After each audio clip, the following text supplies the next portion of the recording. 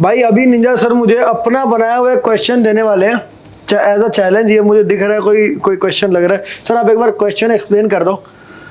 तो बच्चों देखो, ये मोमेंटम के ऊपर सवाल है जिसमें गन जो है स्मूथ सरफेस पे, हॉरिजॉन्टल सरफेस पर रखी हुई है, उसके बैरल से एक शेल फायर करते हैं और बैरल का एंगल विद हॉरिजॉन्टल 45 डिग्री दिया हुआ है। शेल का मास m है और गन का मास 3m है। ये बताना है आपको कि यदि ये गन फिक्स होती तो ऑब्वियसली वो शेल जो है 45 डिग्री पे लीव करता, बट गन को फिक्स नहीं मानते हुए it is free to recoil. आपको ये बताना है कि द एक्चुअल एंगल जो शेल लीव करते समय बनाएगा विद हॉरिजॉन्टल वो कितना होगा। तो पहली चीज जो मैं पूछूंगा, will it be more than 45, equal to 45 और less than 45, and whatever you conclusion you reach, you have to find the actual value. How will you find the actual value? क्या सरफेस फ्रिक्शनलेस है नीचे वाला? Frictionless. Okay यार, ये मैं करने लगा हूँ क्वेश्चन, आप लोग भी ट्राई करो पॉज करके वीडियो को। और अब मैं इसको ट्राई करने लगा हूँ, मुझे लग रहा है मैं इसको कर दूंगा। सर मुझे आप पेन देंगे प्लीज। ये angle eight which shell leaves the barrel. Okay okay, यानी कि ये बैरल है, ये अपना जो भी गन है, जो भी है, ठीक है, तोप कह सकते हैं। और यहाँ से हमने शेल 45 डिग्री पे यहाँ से हमने रिलीज़ किया है। एम जो भी है उसका, ठीक है। हमें बताना है कि फ्री टू मूव है। ओके, एंगल निकालना है तो रिलेटिव वेलोसिटी की चीज़, और ऐसे एम और एम भी कुछ दे रखा है ना, एम और 3m इसमें दे रखा है। ओके, तो वो शेल जो है वो m है, ये है 3m। तो इसको मैं ऐसे ट्राई करता हूँ कि मोमेंटम कंजर्वेशन करने लगा हूँ मैं हॉरिजॉन्टल एंड वर्टिकल डायरेक्शन में। तो हॉरिजॉन्टल, पहले वर्टिकल डायरेक्शन की बात कर लेता हूँ। वर्टिकल डायरेक्शन में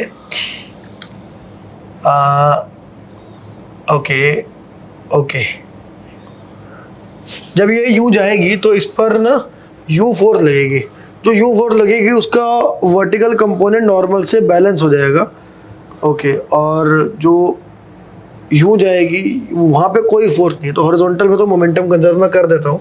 शेल की वेलोसिटी होगी, हम मान लेते हैं v होगी, तो v cos थीटा, ठीक है। शेल की वेलोसिटी होगी तो जाहिर सी बात है कि जो गन है इसकी वेलोसिटी हो जाएगी 3v cos थीटा।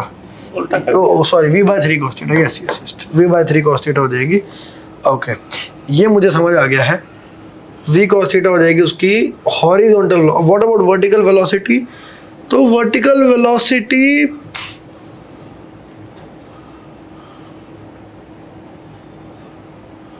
अच्छा, इसको फिर से रीथिंक कर रहा हूँ मैं क्वेश्चन को।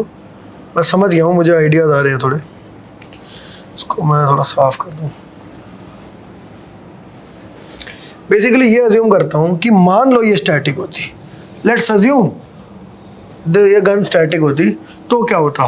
तो सिंपल होता कि ये गया, ये v वेलोसिटी, इसमें दम ही इतना है कि v वेलोसिटी से फेंकता है और इसकी हॉरिजॉन्टल वेलोसिटी होती है v cos थीटा और वर्टिकल होती है v sin थीटा। नाउ इस केस में हमने कहा कि फिक्स नहीं है, मोबाइल है, फ्रिक्शनलेस, तो इसके अंदर v cos थीटा रिमेन्स नहीं, no it does not remain that, v sin theta remains v sin theta because vertical direction में फिक्स है। v cos थीटा में प्रॉब्लम आएगी, और वो प्रॉब्लम आएगी ये समझना। तो अज्यूम कर लेते हैं, उसको मैं कुछ नाम दे देता हूँ, उस वेलोसिटी का नाम कोई वेरिएबल, क्या कोई वेरिएबल होता ना, क्या कर सकते हो उसको, कैपिटल v लिख देते, ठीक है, v डैश कर दो, हाँ जी। तो v डैश अभी है, और उस ओके,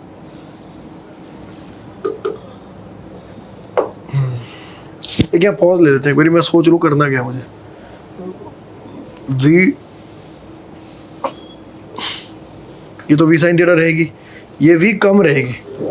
अच्छा, इसमें ये जो वेलोसिटी रहेगी ना, आई एम श्योर कि this will be less than v cos theta, because इस बार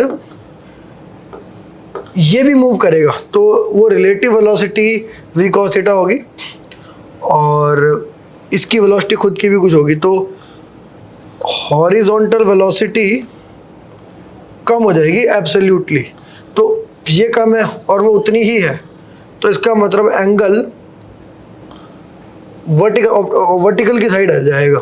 और सवाल क्या था, एक मिनट, ये इसी के अराउंड सवाल था उस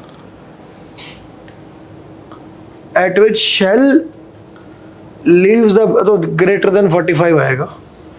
तो ए पार्ट हमारा इससे सॉल्व हो जाता है, राइट सर?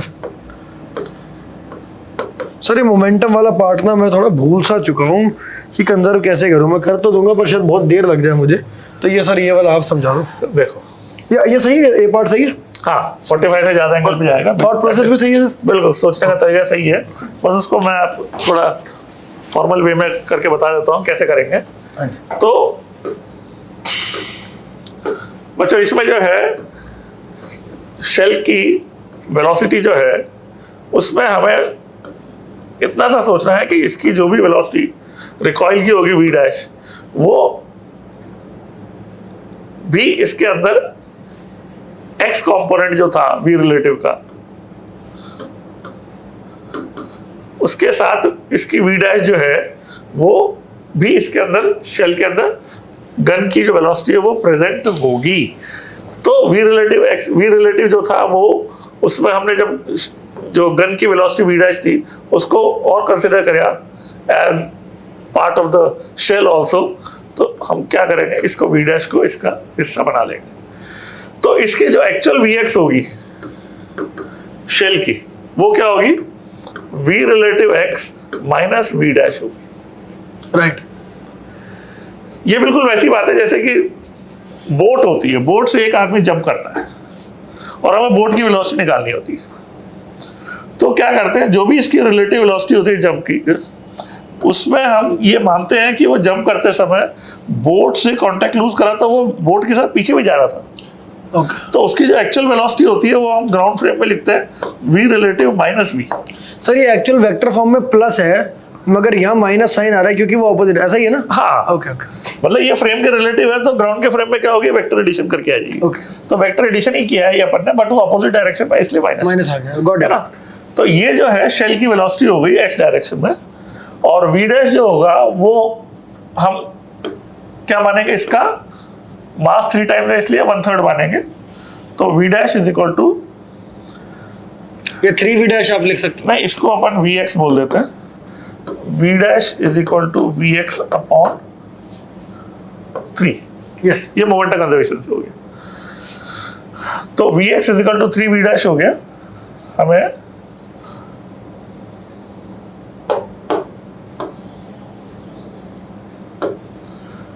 क्या करना चाहिए यहाँ पे, 3 v dash is v equal to relative x 4 v dash is equal to v relative x minus v x by 3, इसको आप 4 वी डैश लिख दो सर सीधा, minus v x by 3 is equal to v x. Okay. तो v relative x is equal to 4 v x by 3। Yes, तो v x becomes 3 v relative x by 4। ये तो v x आ गया, और we Y क्या आ गया, we relative का Y component वो तो सेम रहेगा, राइट। तो वी रिलेटिव बाय √2 जो है वी वाई हो गया, और यहाँ पे 3/4 वी रिलेटिव बाय √2, ये वी एक्स हो गया। ओके, तो v y by v x जो है वो क्या हो जाएगा, आप देखो वी रिलेटिव बाय √2 तो कट गया, हाँ जी सर, और tan फाई जो है v y upon v x बन रहा है 4/3, तो 53 डिग्री, यस यस, ये फाई हो गया। 53 डिग्री, पहले 45 था, 45 से बजाय 53 डिग्री पे जाएगा। आपने वैल्यूज भी ऐसे करी है कि 53 आ जाए। बिल्कुल। नाइस नाइस, ये सही है, बहुत वेरी गुड। ये एंगल के बजाय जो 45 था ये लीव करेगा 53 डिग्री।